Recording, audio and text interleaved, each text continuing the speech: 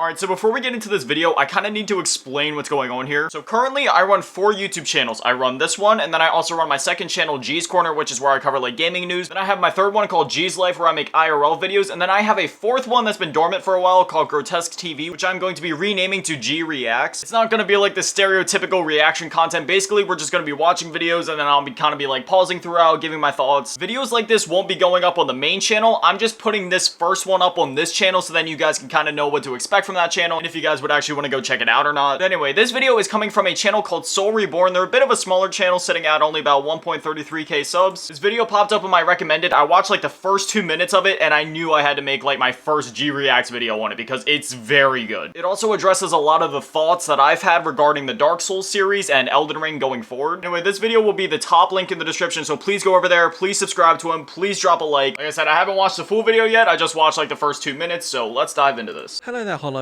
and welcome to another video. In this video, I'm going to be talking about how I personally think there could still potentially be room for the Dark Souls franchise to continue going on and moving forward, whilst potentially the Elden Ring franchise moves on doing its own separate thing. That's what I've been saying for a while too. Like moving forward, I don't want it to only be Elden Ring. That's not to say that I don't want more Elden Ring, but I don't want From Software to look at the success of this game and say, oh, we just need more Elden Rings and completely forget about the other games like Bloodborne and Dark Souls, and then just leave behind that traditional Metroidvania level design that they've been known for. I truly believe that there is room for both. Now, this is probably going to be a bit controversial potentially. I know Elden Ring is It's going to be controversial. Game. I love Elden Ring in its own way, for all the things that it does, and of course Elden Ring is being branded as essentially the future of the Dark Souls franchise. Oh, it's the music. Future of that franchise now. That's what Dark Souls has evolved to, like how Kingsfield sort of evolved to become Demon Souls,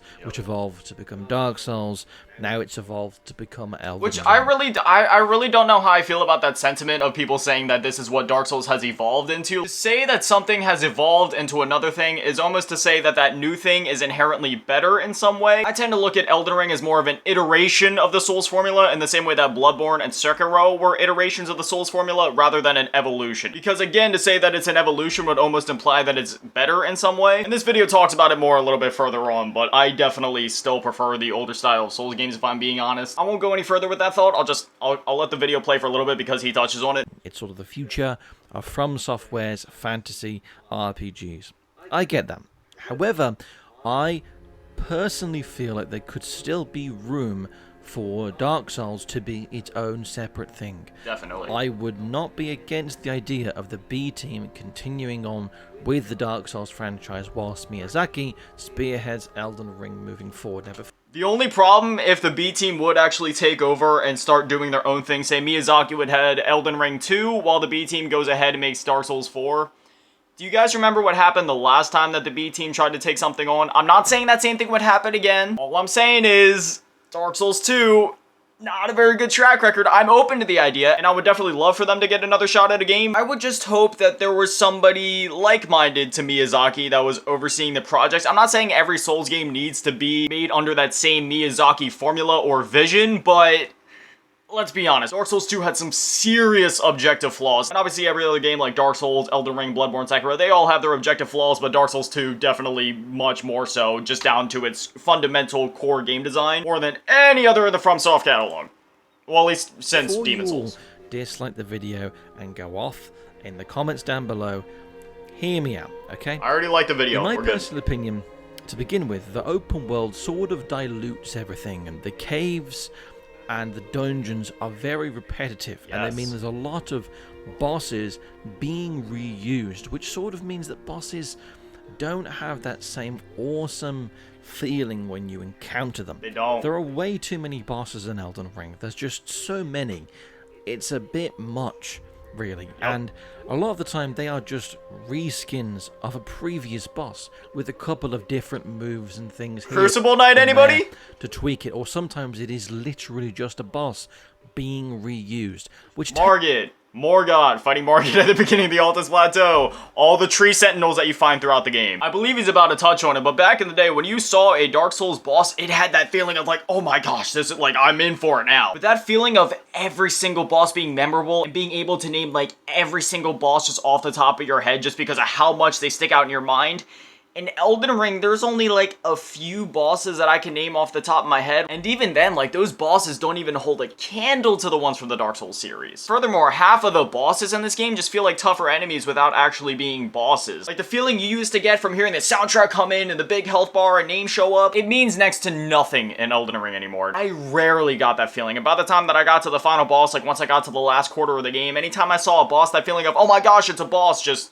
completely went away. I didn't get that feeling one time from the time I left the academy up until I got to Radagon, just because I knew Radagon was the final boss. For all the bosses in between that, I was fighting so many other bosses and side bosses in between the main bosses that I was just like, oh, okay, it's time for another boss, time for another difficult enemy. And with there being so many bosses, they obviously didn't have enough time and manpower to flesh out every single boss to the extent that they would have in the previous Souls game, where every Souls boss felt unique, had different movesets, they stuck out in your mind. I mean, heck, even in the main path of this game, Margit again gets reused into Morgott, and the first phase is entirely the same. Just too much samey material in the game. And even for the material that isn't samey, it's rather lackluster and lacks the depth of the original games. Or at least it feels that way, because there's only so many different ways that a boss can swing his arm or throw a projectile, you know what I mean? Takes away from that boss.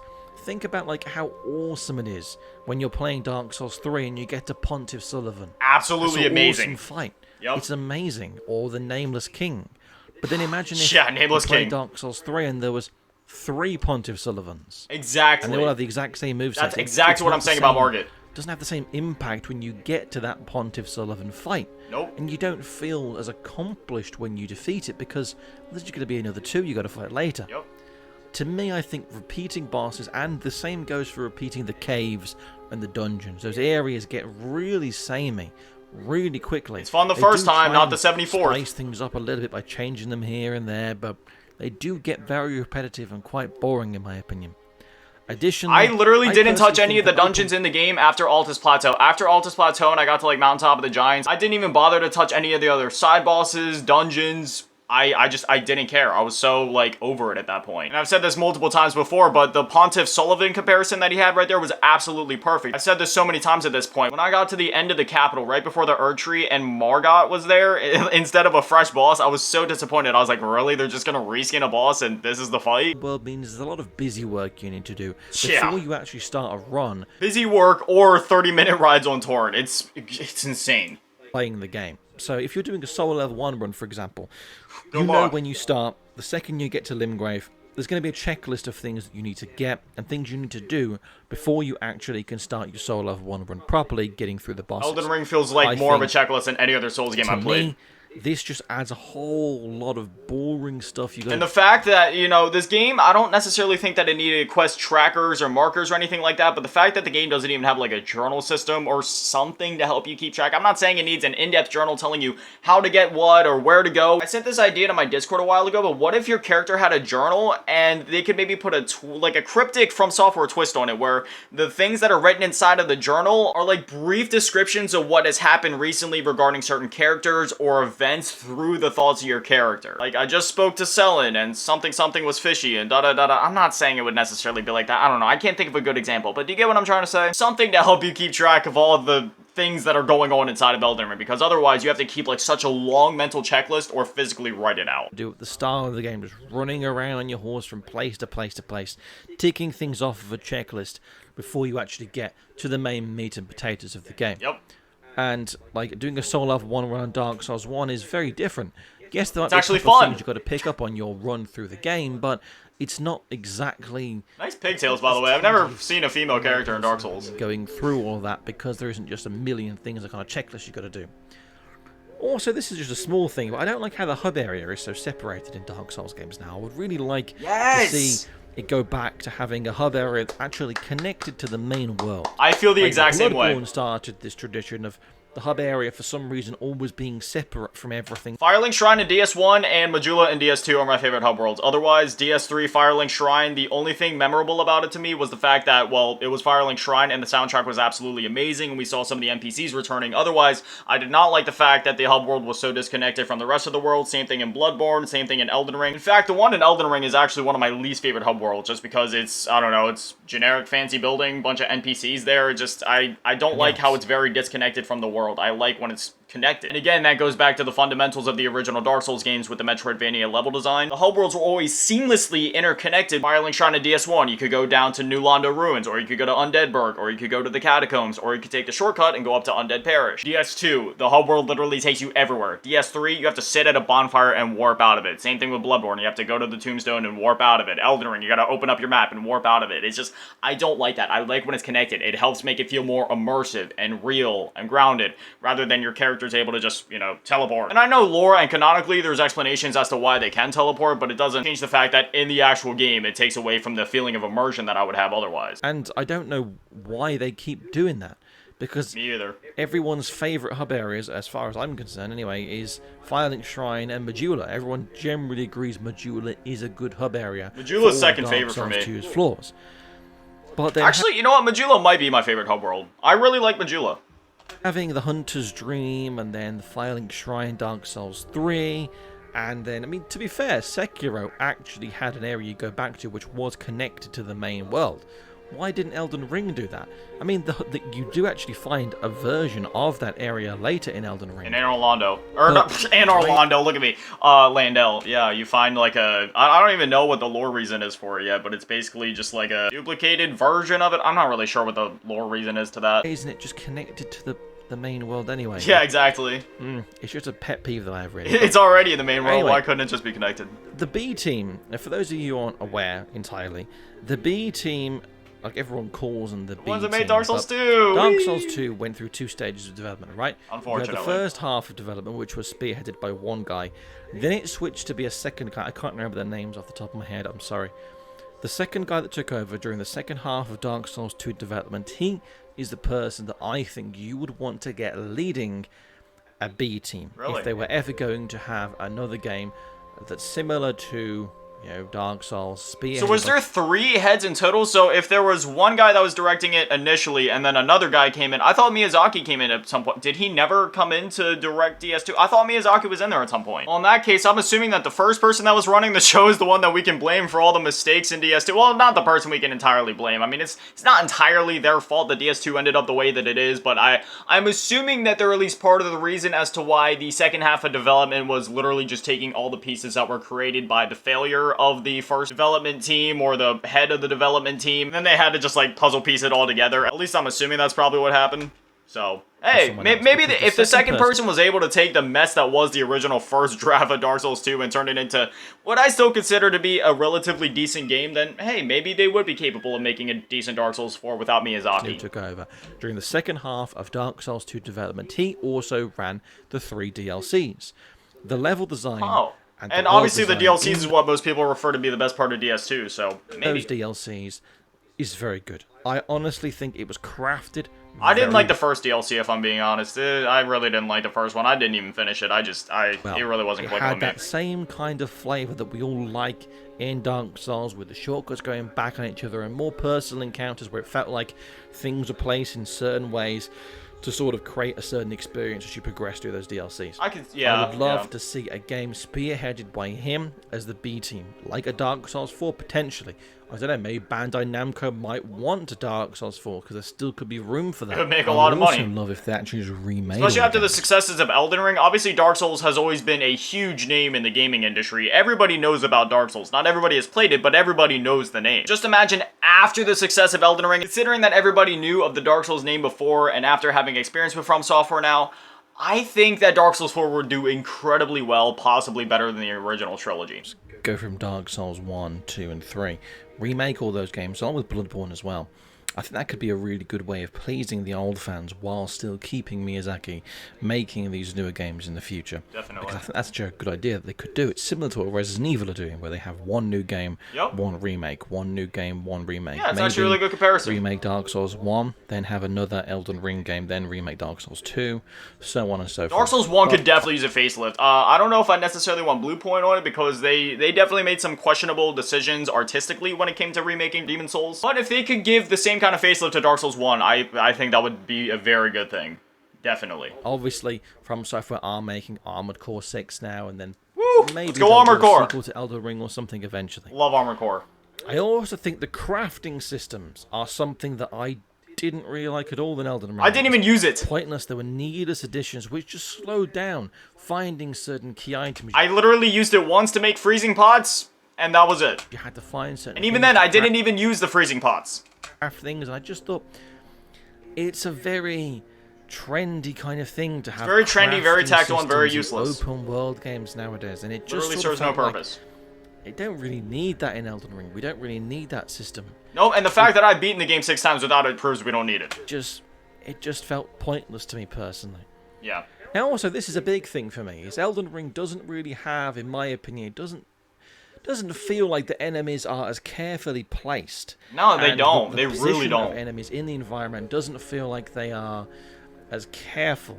Like, a lot of the time in Dark Souls, it felt like enemies were placed in certain ways which told a greater story. I was about to pause about to say it, but he just said it. places and the locations you're in. When enemies are sort of patrolling in the open world in Elden Ring, it doesn't feel like they're sort of carefully put It just there feels like they're with a placed there for the purpose. sake of having Sometimes you something. just find an enemy just in a random place. Yep. Now, I know a lot of time, yes, sometimes they do actually have story significance as to why certain places are in. But that doesn't defend the fact that it seems absolutely random. You can have all the lore and story reasons in the world, but at the end of the day, it still doesn't excuse the fact that it feels really random, and I wouldn't say out of place, but just still kind of random, or kind of like, yeah, there's an enemy here in a video gamey sense, without actually seeming like they belong there like they did in the Dark Souls games. And people are in certain places, but a lot of the time it does feel like it doesn't have that same careful, the attention to detail. Dark Souls 1 and 3 that did it some of best. The earlier Dark Souls And Bloodborne games did with things like that. For me personally, the Dark Souls level sections of Elden Ring are what I really want more of. Those areas, like when you get to Margard, from that area between Margard and Godric, that whole level section there, those levels. Oh, yeah, definitely. The main level sections, when you can't really. If Elden Ring had more Stormveil castles, that's what I'd have loved it. More of. Even more. I want more of those at levels, as opposed to the big open world, which to me, that's not what I play Elden Ring for. I don't play it for those kind of sections. Nope. Or you could say it's not what I play Dark Souls or From Software games for. I played it for areas like this. Personally, that's not really. Like, if I was going to play an open world, I go play I would Horizon. play Skyrim. Yep. To me, Skyrim does that kind of open world Better. exploration kind of stuff better.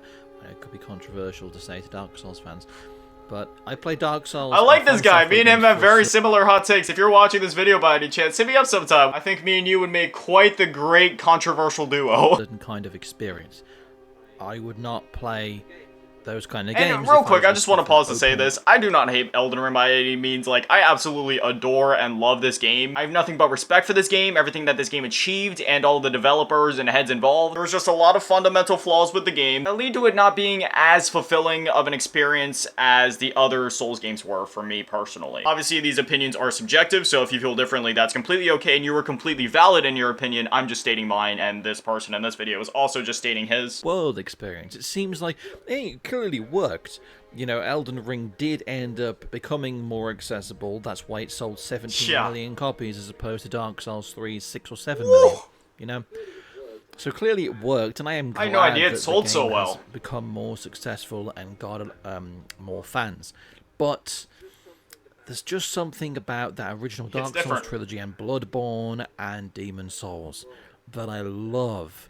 That Elden Ring. It feels more doesn't- meticulous, careful, more well strung together. It's a very tight-knit experience, whereas Elden Ring, it's kind of a tight-knit experience, but it's spread across a massive open world the size of a country. So, Might satisfy that kind of side for me. That side of me in the same kind of way, and maybe some of you will understand what I'm talking about. For some reason, I feel like this video has been more rambling than... hey, that's okay, man. I've been making videos for a couple years now, and literally 80% of my videos are just rambling, so never feel bad about that. That's the fun part of being a YouTuber. Hopefully you understand what I am talking about, and maybe some of you relate. I completely relate, and I understand this what you're kind trying of to say. Let me know your thoughts down in the comments below. I will I'm leave really, a comment. really interested in hearing what you all think. I mean, to be honest, if we do end up getting a Bloodborne 2, which a lot of people have been really vocal about wanting, that would probably end up Oh, yeah, satisfying definitely. something as well. Because Bloodborne obviously is... If more Bloodborne would that actually be on more consoles. Sekiro didn't really satisfy that side. I think that's what it is, really, is... I haven't really had that kind of Dark Souls experience for a while. 'Cause I'm the kind of person who didn't enjoy Sekiro, and Elden Ring has that kind of stuff that I'm looking for. But not in the world. But it just feels like it's being held back for me, with a few pet peeves and grievances that I have. But anyway, I'm going on now.